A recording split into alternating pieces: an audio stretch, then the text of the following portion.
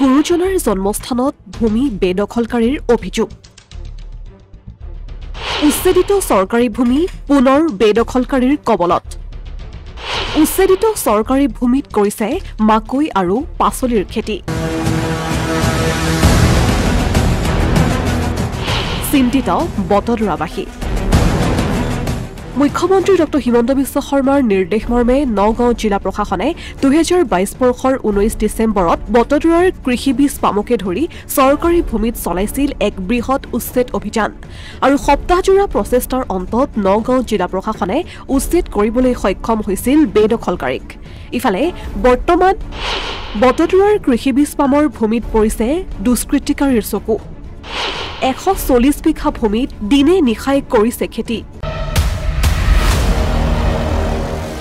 উল্লেখ্য যে ৰাজ্যৰ বীজ পামসমূহত বীজ উৎপাদন কৰিবলৈ নিৰ্দেশনা জাৰি কৰিছিল কৃষি বিভাগে এই নিৰ্দেশনাৰ পিছত ৰাজ্যৰ আন প্ৰান্তত থকা কৃষি বীজ পামসমূহৰ সমান্তৰালকৈ বটদ্ৰৱাৰ কৃষি বীজ পামতো উৎপাদন কৰিছিল ধানৰ বীজ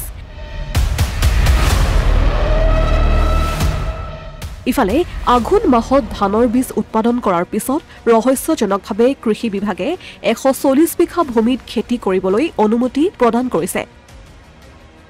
কেজনমান চৰচাপৰিৰ সন্দেহযুক্ত লোকক মাকৈ আৰু শাক-পাচলিৰ খেতি কৰিবলৈ অনুমতি দিয়াৰ পিছতে জাঙুৰ খাই উঠিছে বটদ্ৰৱাবাসী বীজ ফাৰ্মৰ আমাৰ নগাঁও জিলাৰ ডিঅ অফিচৰ কিছু কৰ্মচাৰী কিছু তলতীয়া বুজাবুজিৰ কাৰণে এই বীজ ফাৰ্মত চৰচাপৰিৰ পৰা মানুহ আনি লিজত দি পুনৰ খেতি কৰিবলৈ লৈছে আমি অতি দুখিত যে বটদ্ৰৱাত যুৱকসকল আছে বটদ্ৰৱাত বিভিন্ন কৃষকসকল আছে যিসকলক তেওঁলোকে যদি খেতি কৰিবলৈ দিয়ে তাত আমি আনন্দিত হ'ম আৰু তেওঁলোক লাভৱান হ'ব কিন্তু তাকে নকৰি চৰ চাপৰিৰ পৰা মানুহ আনি তাত কৃষি কাৰ্যত লিপ্ত কৰাই লিজত মাটি দি এনেধৰণৰ যি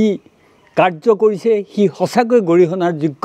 আৰু অতি সোনকালে এই কাৰ্যত আমাৰ মাননীয় কৃষিমন্ত্ৰীয়ে হস্তক্ষেপ কৰিব লাগে মাননীয় মুখ্যমন্ত্ৰীয়ে হস্তক্ষেপ কৰিব লাগে আৰু এনেকৈ যদি বেদখল হৈ থাকে তেতিয়াহ'লে গুজেই গজালি হ'ব আৰু গুজেই গজালি হৈ কালিলৈ পুনৰ বেদখল হ'ব আকৌ চৰকাৰে বেদখল মুক্ত কৰিব লাগিব গতিকে এনেকুৱা এটা পৰ্যায়লৈ নগৈ তৎ মুহূৰ্ততে এইটো আমাৰ কৃষিমন্ত্ৰীগৰাকীলৈ মই মাননীয় কৃষিমন্ত্ৰীক মই অনুৰোধ জনাইছোঁ যাতে বটদ্ৰৱাৰ বীজ ফাৰ্মত হোৱা এই কেলেংকাৰী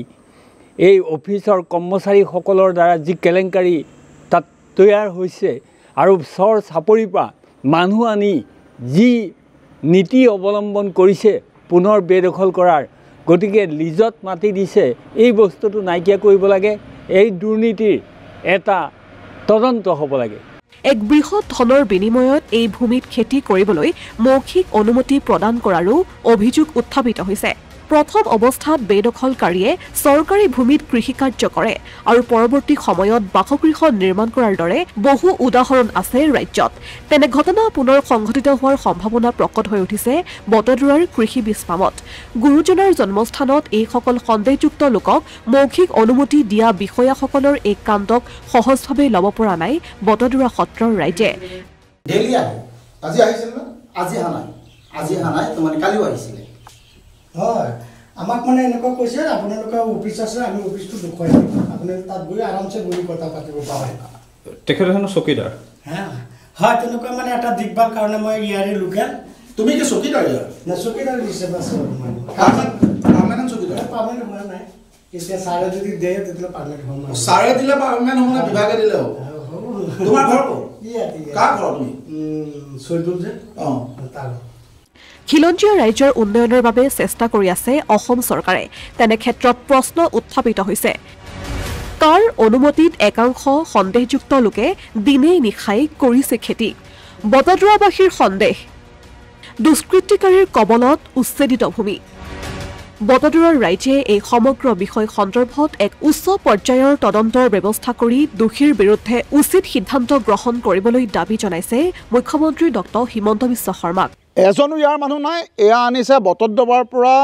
প্ৰায় 12 কিলোমিটাৰ আঁতৰত জেঙনি নামৰ এটা অঞ্চলৰ পৰা মানুহ এয়া সম্ভৱ দখলকাৰীৰ আকৌ সেই উকমুকনি এটা সৃষ্টি হৈছে। গতিকে বিভাগীয়ভাৱে এটা তদন্ত হ'ব লাগে। লিজত দিছে না বিভাগে কৰিছে সেইটো আমাক ক'বলগীয়া কথা নাই। অঞ্চলৰ আমাৰ এখন চৰকাৰে আমাৰ খিলঞ্জীয়া ৰাইজৰ উন্নয়নৰ কাৰণে অহৰ্নিত চেষ্টা কৰিছে। তেনে ক্ষেত্ৰত ইয়াৰ পৰা 15 কিলোমিটাৰ 10-12 কিলোমিটাৰ আঁতৰৰ পৰা শ্ৰমিক আনি বা মানুহ আনি পেলাই ইয়াত খেতি কৰা কিবা অৰ্থ থাকিব পাৰে নেকি? ইয়াতে আমাৰ সন্দেহ হয়। এটা দুষ্কৃতিকাৰীৰ কবলত আকৌ চিট ফাৰ্ম, যিটো আমি 10 বছৰমান দেখিছিলোঁৱে, আকৌ সেই তেনেকুৱা এটা সৃষ্টি হয় বুলি আমি সন্দেহান হৈছোঁ। গতিকে এইটো বিভাগীয়ভাৱে এটা উচিত তদন্ত হ'ব লাগে, তেতিয়াহে আমাৰ সন্দেহটো দূৰ হ'ব। অসমীয়া প্ৰতিদিন ডিজিটেল সংবাদ বটদ্ৰৱা।